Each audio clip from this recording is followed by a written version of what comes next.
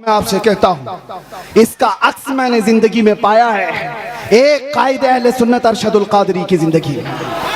मेरे अजीजों, उनके बड़े साहबजादे यहाँ बैठे हुए गुलाम रब्बानी साहब फरमाते हैं अल्लामा के घर में पोते की विलादत हुई थी। शायद यही पोते होंगे, कहाँ है? पोते की विलादत हुई थी और इनकी वालिदा छट्टी मनाना चाह रही थी। छट्टी होती है, मदरसे से मुत्तसिल मकान है, तो छट्टी जब हो रही है, औरतें कुछ खाना पकाना कर रही होंगी, तो देग की जरूरत थी पानी जमा करने के लिए। तो इनकी वालिदा मोहतरमा अल्लामा की अहलिया मदरसे के मतबख से वो देग मंगवाई, सेक्रेटरी से या किसी से बोलकर, क्या आज हमारे घर में कुछ फंक्शन है, उसमें पानी जमा करना है, या जो भी मंगवा करके अपने घर में रखा और पानी भरा। पानी आता भी नहीं था जैसे वो बताते। अचानक दोपहर को या जिस वक्त आमद हुई अल्लामा अरशदुल कादरी की घर में, उन्होंने देखा, पहली नजर में अपनी अहलिया से पूछा, ये कहां से आया पानी, और ये देग तो मदरसे की लगती है। अहलिया ने कहा, हाँ घर में आज छट्टी है, पोते की विलादत हुई, मैंने मंगवा लिया। आपने ठोकर से पूरा पानी इधर गिरा दिया और कहा, फौरन के फौरन ले जाकर के मदरसे में जमा करो, और जितनी देर इसका इस्तेमाल किए उतनी देर की रसीद काट करके मदरसे में जमा करो, और कोई छट्टी पट्टी नहीं होगी घर के अंदर। अगर कौम की अमानत का 1 रुपया भी मेरे घर में इस्तेमाल होगा, मेरे घर में इस्तेमाल होगा, तो वो मेरे लिए हराम है, हराम। ये सिद्दीक़ अकबर की जात से लिया हुआ पहलू था, सिद्दीक़ अकबर की जात से लिया हुआ पहलू था। मेरे अजीजों, आज हालात तो बड़े बहुत अलग है। अब क्या बताएं, हम इस मैदान के आदमी हैं, ये स्टेजों की, और ये स्टेज और ये प्रोग्राम कितने कमर्शियल हो गए हमें पता है। दिल नहीं करता, अभी लोग इस पर धंधा करने लगे हुए हैं। बिजनेस होते हैं, ठेकेदारियां होती हैं, उलमा की कीमतें तय होती हैं, शोरा की कीमतें तय होती हैं। 1 घंटा बयान करने का वो इतना लेगा, 1 नात पढ़ने का वो इतना लेगा, सारा कमर्शियल हो गया। और वो एक अरशदुल कादरी है, एक अरशदुल कादरी, कई दिन उनके घर में फाके चलते रहे। खुददारी ऐसी थी कि कभी घर की बात बाहर नहीं बताई, बाहर नहीं बताई, खुददारी ऐसी थी। और आप बताओ, मौलाना लोगों कोई भी हो, इंग्लैंड जाना, अमेरिका जाना, इनके सबके ख्वाब होते हैं। कौन नहीं जाना चाहता? अमेरिका चले जाएं, इंग्लैंड चले जाएं, यूरोप चले जाएं। और अल्लामा को उस जमाने में इंग्लैंड, अमेरिका, सारी दुनिया पर जाने के बहुत मौके फराहम हुए, एक बार नहीं कई बार। और उस वक्त मुझे बताओ, इंग्लैंड में, अमेरिका में या यूरोप में कोई एक बंदा ऐसा मिले जो ये कहे हमने अरशदुल कादरी की जेब भर दी थी? नहीं। जो उन्होंने वहां से लिया, वहीं की जमीन पर कोई इदारा बनाया और वापस चले आए। ये क़ियादत थी। लंदन की सरजमीन पर उन्होंने पहला जब इदारा बनाया था, मुफक्किर इस्लाम अल्लामा कमरुज़्ज़मान खान आज़मी रहमतुल्लाह दामज़िल्लहुल आली हफ़िज़हुल्लाह व रआह अभी भी मौजूद हैं। अल्लामा अरशदुल कादरी की ज़ेर निगरानी कितने साल उन्होंने खिदमत की। वो खुद बयान फरमाते कि वहां पर मस्जिद की जरूरत थी, एक चर्च बिक रहा था, तो चर्च के मुंतजिमीन उनके पास चले गए अल्लामा कि हमें बेच दीजिए। कोई हिम्मत करता है, और वहां के हालात अलग है। चर्च वालों से उस वक्त के 50,000 पाउंड में वो खरीदो फरोख्त होनी तय पाई। आपने बड़ी मसलहत के साथ उससे बातचीत करके 40,000 पे राजी किया। चर्च खरीदने की बात की कि मस्जिद बनेगी ये। और उस वक्त जानते हो, सबसे हैरत की बात मैं ये कह रहा हूँ, उलमा हौसला रखो, हौसला। अल्लामा उनके आसपास वो नई जगह है, उनके लिए नया इलाका है, लोगों को मुंतखब किया और कहा ये खरीदना है। और जो टोकन देना होता है शुरू में, आप क्या कहते हैं उसको, एडवांस, एडवांस देने के लिए उस वक्त अल्लामा साहब के पास जो पैसे थे वो सिर्फ 500 पाउंड थे, और 40,000 पाउंड की खरीदारी करके आए। किसके भरोसे? उस अरशदुल कादरी का तवक्कुल भी वैसा ही था जैसा गरीब नवाज हिंदुस्तान आते वक्त तवक्कुल लेकर के आए। कदम रखना हमारा काम है, मैदान बनाना मेरे मौला की शान है। कदम रखा, और आज 1 नहीं 2 नहीं, 10 मसाजिद और इदारे इंग्लैंड की सरजमीन पर कायम है। वर्ल्ड इस्लामिक मिशन जो अल्लामा अरशदुल कादरी की बनाई हुई तंजीम थी, जो पूरी दुनिया में, अरे हम अजहर में तक देखा, हमने देखा जामे अजहर तक वो चले गए। सद्दाम यूनिवर्सिटी जब बन रही थी उसमें भी आपका बड़ा किरदार है। बगदाद गए, तेहरान गए, कितने ममालिक के सफर किए। और जब उनको अपने भोले भाले जवानों का दर्द सताता था कि ये तबलीगी जमात के चक्कर में पड़ जाएंगे, तो दावत इस्लामी का क़याम भी आपकी ईमा पर हुआ था, अल्लामा अरशदुल कादरी रहमतुल्लाह ताला अलैह का। और एक बात ये भी मैं बताता हूँ, वो तहरीक खूब फल रही है, फूल रही है और फले फूले, लेकिन किसी तंजीम और तहरीक के फलने फूलने में उसके बानी के इखलास की बहुत ज्यादा जरूरत होती है। और वो इखलास अरशदुल कादरी का हर जगह पर नजर आता है। हाफिज मिल्लत का इदारा यूं ही कायम नहीं है। सीमेंट और गारे की इमारतें बनाना बहुत आसान है, अशरफिया बनाना आसान नहीं है। क्यों? सिर्फ इमारतें बनाने का नाम आप मत समझ लें इदारे हैं। उसकी एक मिसाल मैं आपको बताऊं, काबा कितना है, कितने बाय कितना है, आप जाके नाप के देख लो। आज हिंदुस्तान में हो, कोई भी हो, एक छोटा सा मिडिल क्लास का आदमी भी अपने खर्चे से, जितने में उसका घर नहीं बनता उससे कम खर्चे में काबा बना सकता है। 4 कोने बनाने हैं, ना कोई डिजाइन करना है, ना खिड़कियां, ना अंदर डेकोरेशन, बन तो जाएगा। इतने सदियों से कोई काबा क्यों नहीं बनाता? क्यों नहीं बनाता? आप समझो काबा सिर्फ ये 4 दीवारी और 4 कोने का नाम नहीं है। तुम बना तो लोगे, करोड़ों दिलों को खींचने की कशिश कहां से लाओ? ये कहां से आती है? ये इमारतों के बनाने में नहीं आती, वो मुखलिसीन की बरकत हुआ करती है। जामिया अशरफिया मुबारकपुर आज भी फल फूल रहा है, और एक दो नहीं हजारों उलमा वहां से निकले। उसकी हर ईंट में पसीना नहीं, हाफिज मिल्लत का खुलूस लगा हुआ है। इसी तरह जिन तहरीकों पर अल्लामा अरशदुल कादरी रहमतुल्लाह ताला अलैह की दुआएं रही, वो फल रही है, फूल रही है। इखलास जिसके अंदर लगा रहेगा उसमें बरकत भी ज्यादा रहेगी, तादेर व कायम रहेगा। ये चंद बातें थी। अब एक और बात उलमा के सिलसिले में, अल्लामा रहमतुल्लाह ताला अलैह, उनके इस्लाह का तरीका देखा। उनको भी अपने जमाने में कुछ लोगों से शिकायतें थी, तो उन्होंने स्टेज पर आकर के गाली गलौज करके इस्लाह नहीं की।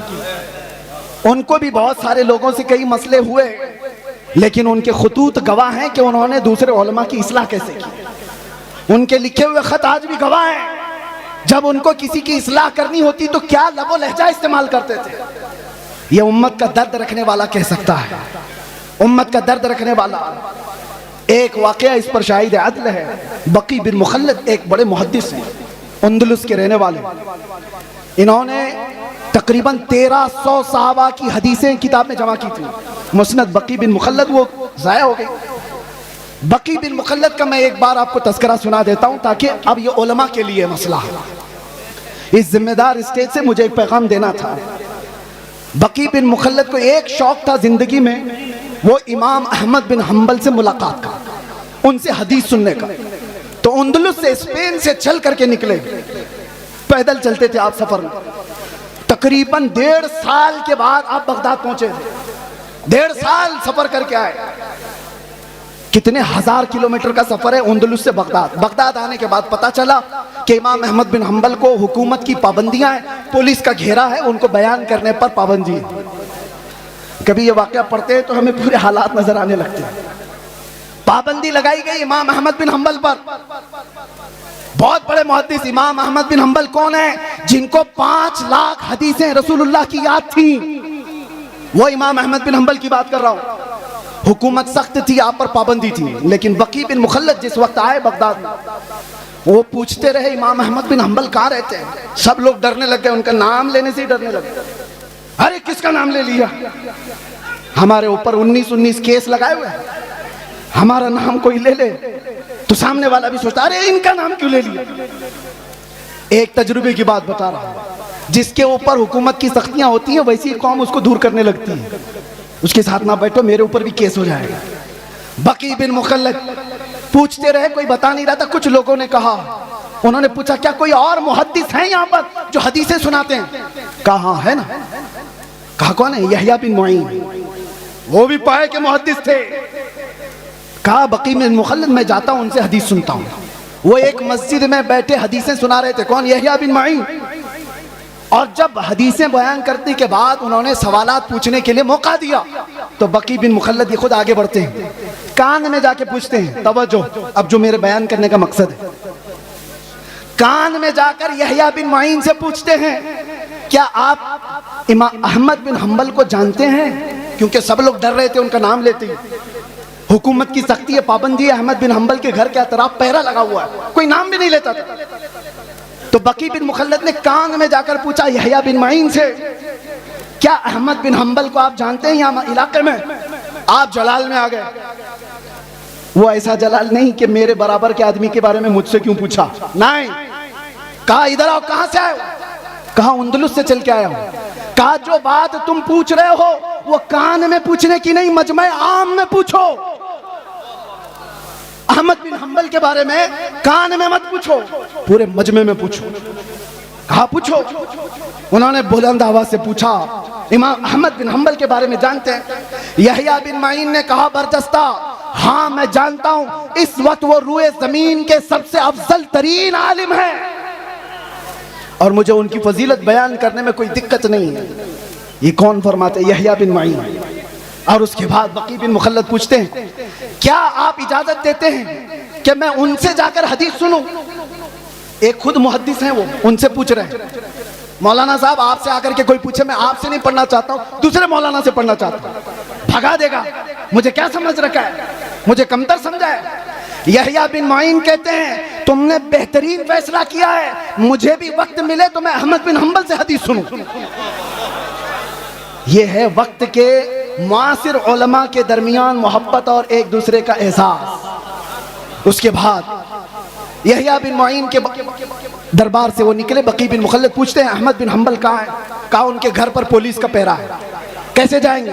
दिखाए रास्ता। जब गए दरवाजे पर दस्तक दिया, इमाम अहमद बिन हंबल बाहर आए, जल्दी से अपना बता दिया, मैं इतने 1000 किलोमीटर का सफर करके आया हूँ, आपसे कुछ हदीसें सुनने आया हूँ। इमाम अहमद बिन हंबल ने कहा आज तो तू आ गया, कल तुझे पुलिस आने नहीं देगी। कहा उसका रास्ता मैंने बना लिया है। क्या बनाया? कहा रोजाना मैं एक कटोरी लेकर के आऊंगा भीख मांगने के लिए, दरवाजे पर दस्तक दूंगा, आप थोड़ी रोटी मेरे कटोरे में डाल देना और 4 हदीसें भी सुना देना। इमाम अहमद बिन हंबल की बारगाह में बकी बिन मुखल्लद कई महीनों तक इस तरह हदीसें सुनते रहे। इस वाक़े को बयान करने का मतलब ये है मेरे अजीज़ों, एक तरफ वो यहया बिन माइन है, एक तरफ इमाम अहमद बिन हंबल, एक तरफ बकी बिन मुखल्लद। हदीसों में ये सब बड़े बड़े मुहद्दिस हैं, कोई किसी के अंदर ये एहसास नहीं है कि मैं इससे छोटा हो जाऊंगा, उससे बड़ा हो जाऊंगा। बकी बिन मुखल्लद चल करके हदीस सीखने आ रहे हैं। यहया बिन मुईन खुद बता रहे हैं कि जाओ इमाम अहमद बिन हंबल के पास। ये शान हमने देखी है सरकार मुफ्ती आजम हिंद में भी, ये शान हमने देखी है हुजूर हाफिज मिल्लत में भी, ये शान हमने देखी है अल्लामा अरशदुल कादरी की हयात में। आज अगर नफसानियत से बाहर निकल आए तो आप में से कोई पीर साहब अगर ये कह दें तो बड़ी बात है आज के ज़माने में कि चाहे हमसे अफजल पीर हुआ है उनसे बैत कर लो, बहुत मुश्किल है। बहरहाल ये सब मसाइल छोड़ दें। नौजवानों तुम्हारे लिए सिर्फ एक बात है, आज जिस तरह ये खाली खाली नज़र आ रहे हैं, उलमा के अपने मसाइल हैं, माशी मसाइल, हुकूमत की सख्तियाँ, और हम तो ठहरे ऐसी पागल कि आज पकड़े फिर कल पकड़े, पता नहीं क्या क्या हालात हों। लेकिन इन हालात में अल्लाह ताला तुम्हें तन्हा कभी नहीं छोड़ेगा। यह उम्मत मुस्तफ़ा को सुबह क़यामत तक रहना है, सुबह क़यामत तक ये आबाद रहेगी। टेंशन इस्लाम के ख़त्म होने का नहीं है। आपको डर ये नहीं पालना है कि कुरान ख़त्म हो जाएगा, इस्लाम ख़त्म हो जाएगा, कभी नहीं ख़त्म होगा। टेंशन इसका लेना है कि तुम्हारे अपने ईमान का क्या होगा। इस्लाम का कुछ नहीं होगा, कुरान का कुछ नहीं होगा, अल्लाह उनका मुहाफिज है। तुम्हारे अपने ईमान का क्या होगा? ये बहते हुए सैलाब में चले जाओगे या जोरदार आंधियों में तुम अपना ईमान बेच दोगे? आज के हालात इस बात का सवाल करते हैं। नौजवानों, तुम अपना ईमान इतना कमजोर ना कर लो कि तुम्हें वक्त की दौलतमंद खरीद ले, तुम्हें कोई डर खरीद ले, तुम्हें कोई डरा धमका करके ईमान से दूर कर दे। इतना कमजोर ईमान मत पालो। अब हमारे पास कायदीन बार बार नहीं आएंगे, वाज़ो नसीहत करने वाले भी नहीं आएंगे। हो सकता है मदरसे आगे चल करके मुश्किलात का सामना करें। ये मिंबर की भी इज्जतें दाव पर लगी हुई हैं। आज ये सजा है, कल क्या पता। अल्लाह सदा कायम रखे, शाद रखे, आबाद रखे, लेकिन बातिल कुव्वत की नजरें इस पर है। इसलिए मैं आपसे कहता हूं, एक चीज है जो 100 साल पहले हमें इमाम अहमद रजा फाजिल बरेलवी दे करके गए थे और ये सुना कर गए थे, जिसके पास ये होगा उसे फिक्र नहीं होगी, डर नहीं होगा। आप सबको ईमान पे मरने की फिक्र है या नहीं? सबको ईमान पे, इस्लाम पे दुनिया से जाना है कि नहीं जाना है? लेकिन कैसे जाओगे? बड़े बड़े डरते हैं इस बात पर कि आखिरी वक्त कैसा आएगा, लेकिन आला हजरत बरेलवी वाले कहते हैं एक बात याद रख लो, तुम्हारे लिए पक्का है कि इस्लाम के साथ जाओगे। वो क्या है? उन्हें जाना, उन्हें माना, न रखा गैर से काम, लिल्लाहिल हम्द मैं दुनिया से मुसलमान गया। लब्बैक या रसूल अल्लाह, लब्बैक या रसूल अल्लाह, लब्बैक या रसूल अल्लाह।